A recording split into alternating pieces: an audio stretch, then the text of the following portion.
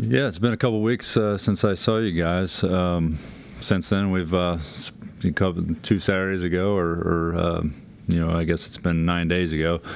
I had to scrimmage with Vanderbilt in Cincinnati, so we got a good chance to see what we need to work on and what we need to improve on, and now we're turning the page and trying to take on that second opponent, and looking forward to taking on George Mason on Friday and raising some money for a great charity in WVU Medicine Children's Hospital, and getting that second opportunity to get in front of our guys and go up against a new opponent.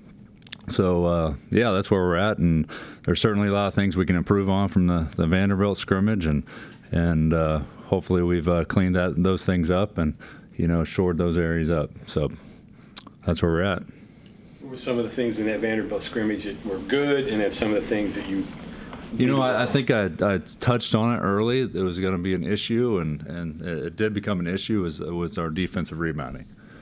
So we've drilled that, and hopefully got through to them that before we run out, we got to check our man. So I think it's a give or take, and especially when you're trying to score early and get out in transition and get those opportunities. But we certainly got to do the job on the defensive rebounding side of things before we run out, and not put all that pressure on 1 or 2 guys. Josh, so obviously the news of yesterday with RaeQuan's, the day before, I don't know, they all run together. But anyways, your thoughts, how disappointed were you? What's the appeal process now? Yes, I was very disappointed. I wouldn't say I was shocked with the result, because it seems like a lot of these are being denied, and then seems like your success rate has a lot more to do with the appeal process. I thought it was, there was no holes in it, and it was pretty a sure win thing for RaeQuan, but I am very still optimistic that they're going to do right by him. And a new, fresh set of eyes will probably, help that case. Did they give you any reasoning why they say no? Did they give you a list of stuff? No, they didn't. We're meeting on that this afternoon, so we're going to, sit down together and figure out what the game plan is, working through the appeal. So we haven't got too deep into it yet, so we'll get there. How long does that process take, Josh, the appeal? It depends. It really depends. I don't think they give you a definitive timetable on how long that's going to take. So hopefully sooner than later, and we'll do our part to get it in as quick as possible. Kind of puts you in limbo. I mean, you have to work with him and work with your group, but you also have to get a group ready to play games that are guys that are eligible to play, right? So how do you approach that? It's certainly a challenge, and I've kind of operated from day one.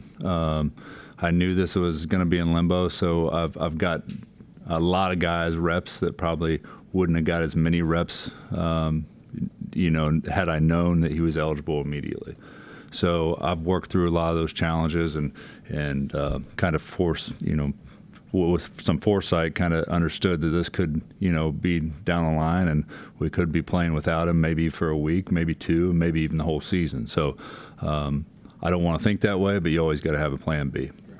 Josh, as far as the appeal process, I'm kind of wondering, is it a matter of like the NCAA just taking their case file on RaeQuan and sending it to the legislative relief people, or is it a matter of coming up, starting over again, and creating the file and sending, To my knowledge, it's more of a fresh set of eyes. It's more of a group of your peers than really the NCAA in terms of their people on the inside. I think it's a group of your peers that takes a look at the appeal process. So there's not a lot that changes from the file. Certainly, I think you put another stamp of your summary on it, and you submit it. Josh, in the interim, how do you keep RaeQuan's spirits high, keep him involved? That's probably the biggest challenge for me. RaeQuan is such a great individual and a great teammate and a very, very positive person, despite all the challenges that he's had in his life. And RaeQuan, and I've said this over and over, needs basketball in his life. He really does. And to not be able to compete, and if he loses some of that optimism, I worry for him. And so, just having those conversations with him daily and being that mentor for him daily and sitting down with him and putting my arm around him and telling him, one way or another, I'm going to be here for him. And West Virginia basketball is going to be here for him. So I have those conversations with him daily, and certainly it is a challenge for his mental health to not be able to compete. But I'm never going to leave his side. So he has a red shirt available, right? And so have you even had that discussion with him about taking that if he needs it? No, we haven't really had. We're operating as, this process is going to take some time, and we're going to get through it, and he's going to be, playing for us this year. So certainly, like we said earlier, we have the plan B and work through some of these other challenges if we don't have them. But we certainly are very optimistic they'll still be playing for us this season. You don't really have a guy that's like him, that's 6'5", that could post up smaller guys or take bigger guys off the bounce. What do you do? How do you pivot with him not in the lineup? You got to look at things differently offensively to where, everybody else is going to have to step up and be more of a threat. He presents, he makes me a heck of a lot better coach, I can tell you that. Because, if things break down, RaeQuan can get the ball and get his shot off. But, I can be selfish about this whole thing. And yeah, I need him, and our team needs him. We're a lot better ball club with him. But for Ray personally, he needs basketball in his life. And that's what I worry about the most, his mental health and not having that competition. And yeah, it's a sad situation. Since they have in the rules a mental health exception, do you think that they go to a mental health expert and ask their opinion in any way, shape, or form? Would you ask them to do that? Yes, I think in the NCAA panel they have certain experts that they turn to in terms of assessing his mental health and his individual situation. So what they do on the inside, I have no idea, and how they come up with the denial. We get a certain amount of feedback, but it's not a lot. Josh, this is the hard question, so I apologize in advance, but you've made reference to his story a couple of times. You said that the stuff he's been through, as it's private, I understand, but can you shed some light on that? Why is basketball a must? You know what I'm saying? That seems like the counter argument from the NCAA, I would imagine, is that nothing wrong with him transferring. He just. I don't want to touch base and maybe we'll get the opportunity. He sits up here in front of you guys and has that opportunity to tell his story, which I think needs to happen, sooner than later, because it needs to get out there. He needs to be able to, have that discussion and tell his story. It's not my place to tell his story. And then it's an effect on him. I understand that too, but he's popular among his teammates. You have to cater to him, but also the other people on the roster too. The wind is out of their sails a little bit. How do you work with them and say, hey, the season's not over, it hasn't even started yet. You guys are still a part of this. It seems like that you're also having to rally another part of the locker room too. No, we got a lot of other pieces. We certainly do, and I think just having guys ready to step up to the challenge and pivot, and we might have to change our approach to certain things offensively, but optimism's still there, and they all rally around each other. And I talked a lot about chemistry early and how we really need to develop that chemistry, and they've really bought into each other. And you see the brotherhood really taking shape in that locker room, which really pleases me. And I know that's going to be a key piece to our success. Considering what's happened since June, would you expect it any other way? What you've had happen? No. You just kind of go with it, right? Darius Nichols, a great friend of mine, the other day, he called me when the news came out, and he said, first thing he said when I answered the phone is, hey, just stay on that bookie board.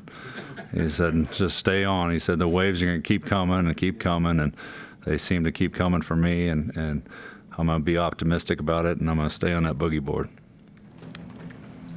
Coach, last Saturday with Vanderbilt, I mean, obviously it's closed door, there's no fans, and there's, no hoopla and that kind of stuff. So, but it was still your first opportunity to act as the head coach in a game type atmosphere.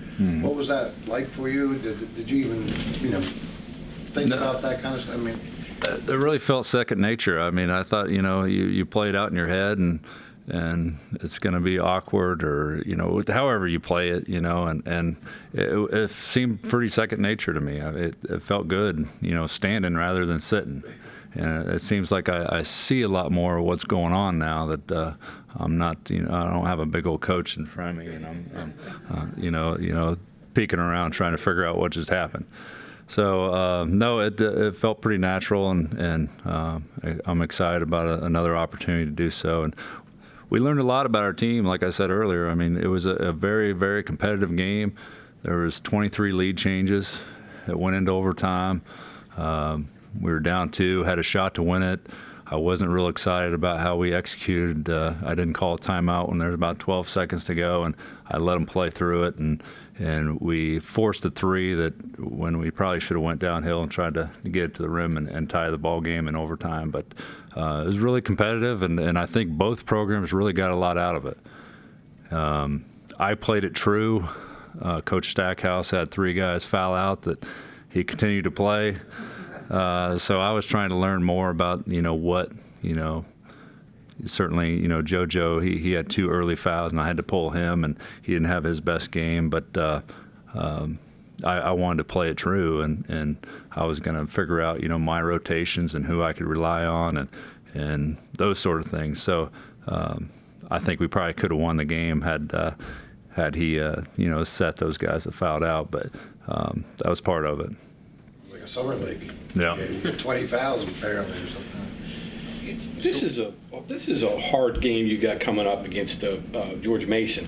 Whole new team, whole new coach. I mean, so everything that you got to rely on that they did is out the window here, right? So a little bit of ghost work here. Yeah, it is a lot of ghost work. I mean, they're probably thinking the same thing. I mean, and I think in the scouting report we got, it's us versus us. We got to figure out how we transition from what we did against Vanderbilt and whether we can clean those things up, whether it be the defensive rebounding and our rotations or spacing or us taking advantage of more opportunities in transition that we didn't really take advantage of. So we've worked on all that in the last 10 days, and it's been a focus and practice on cleaning those things up. And we just got to keep improving and figure out where we're at. And yeah, it is an exhibition game, and I'm going to try to win the game, but I'm still trying to figure out what we need to do to improve on to where when Missouri State comes to town that we're a well-oiled machine for November 6th. You even do a scout for George Mason, not that it's important, but just sort of to get everybody adjusted to going Yeah, we through do. it. We did the same thing for Vanderbilt. We did the same thing for them and treat it just like we would treat any other program that we're playing even in the regular season. So, 2 days out, we'll start running through their sets. We'll do a scouting report, and we'll run through their stuff on the floor. So we'll build up, and we'll try to get that continuity. Even with Vanderbilt and George Mason, the same. We're going to treat them the same as we did Missouri State and Jacksonville State and Monmouth. So, yeah, we treat them the same, all across the board. And it is hard in terms from a scouting perspective. Tony came from Maryland, so he's a first-year head coach. I'm a first-year head coach. There isn't a lot to go off of in terms of scouting. They did play the other night against St. Thomas, so I did get a chance to watch that. So I might have a leg up in terms of the scouting because I did see, some of his film, and he probably hasn't seen ours unless our Vanderbilt scrimmage got leaked. So. As far as you're talking about a plan B with the RaeQuan situation, is it one guy, one or two guys, three guys? I mean, what you're not just going to just replace him with one guy. It's a combination of different lineup combinations and certain guys that probably our pass first guys got to, probably look to take a shot a little more. Certain guys that come off the bench that we're going to get limited minutes are going to have to take up that responsibility and take advantage of that responsibility in terms of what we're going to need to rely on to win games. So it's a group effort. It's certainly nobody on the bench that we can say, okay, you're going to replace RaeQuan. Nobody down that bench is going to replace RaeQuan. How does his absence affect you defensively? That's a hit. That's a great question because it is a hit defensively. He is probably as natural of an athlete as we have, and he's probably as quick twitched as anybody we have. I say he is as quick twitched as anybody we have.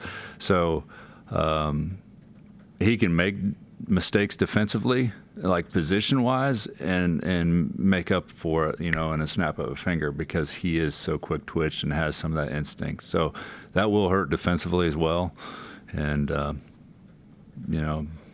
like I said, selfishly, it hurts our team, it hurts our program, but I worry more about RaeQuan and his mental health than anything, not having basketball. I guess a month into this now, almost a month, scrimmage. What can you hang your hat on? What do you feel like your team does best right now coming into at least the second scrimmage, I guess? I think when we're at our best, we're really, really sharing the basketball. And there's a lot of difference in when you break down the film in Vanderbilt in terms of our spacing. When we're really true to our spacing and our concepts offensively, we're really good. We're really good. And when that breaks down and people get a little bit selfish and try to, force things, we're not nearly the basketball team. So offensively, I feel like our identity's coming. Defensively, it's got a long ways to go, and that's something I figured was probably gonna, it's probably the area where we can make the most improvement and probably help us, win tough games. But I feel like offensively we're probably a little bit further ahead than our defense. You a coach who's going to stand up 40 minutes? Are you going to sit any on the bench? Do you take a stool with you? I sat down a couple of times and there's no stool. The stool's retired. But I'll certainly have a seat there if I get frustrated and I just need to sit down for a moment. So I don't see myself sitting a whole lot, but hopefully, unless we're up big, and I hope that's the case. What about the attire? Do you go suit? Do you go athletic wear? No, I sweat too much. I'd have a pretty big bill in terms of my dry cleaning because I'd sweat right through those suits, and I think once you see Coach Butler in action, you're going to see he sweats as much or more than me. So we're going to try to keep it as casual as possible, so we're comfortable and. Whatever we sweat through is easily cleaned. I was looking at these guys. They do have some size. They did get some guys in the portal. I guess one from UNC Wilmington and one from Okie State. So they do have a little bit of size. That's going to be helpful to you, I guess, a little bit. Yeah, I mean, it's going to be a good challenge for us. And, the other night when they played St. Thomas, I mean, they were plus 13 in the rebounds, and they had 11 offensive rebounds. They were 32-2 points in the paint. So they didn't shoot it all that great against St. Thomas, but, they did have a strong presence inside. And, they got some good guards. They got good guards. I mean, Newton, like you talked about, he was a transfer from Oklahoma State, and I believe he's a mental health waiver that got approved. So, but Polite, Ronald Polite, number one for them, he's a carryover, and he looks to take a big role for him, and somebody that we'll have to definitely emphasize in terms of our scouting approach. Jack, you've changed your roster a couple of times since being coach and had to make adjustments and changes. You've been around the Big 12 your whole life pretty much. Mm-hmm. Have you wound up with a competitive Big 12 roster?